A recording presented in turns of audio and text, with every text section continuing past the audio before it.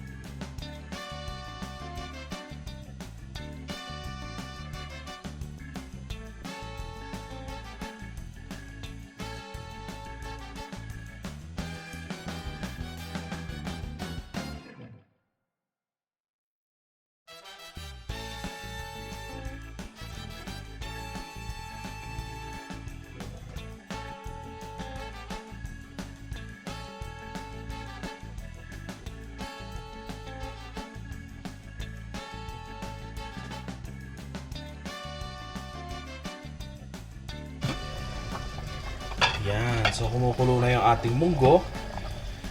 At tingnan natin kung ano ng development niya. Ayan, nakikita nyo medyo sumasabog na yung mismong butil niya. So, mga ano pa to, 30 minutes.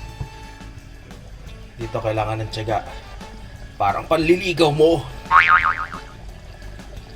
So, we will check on our so yung pork natin medyo ano na, ayan, parang pulled pork na siya, at kita mo medyo creamy yung ating munggo. Ayan, kasi nadurog na yung kanyang mga butil. So yan yung gusto natin, lumapot yung sabaw niya dahil yung munggo ay nadurog na. Ayan, pwede na yung munggo natin.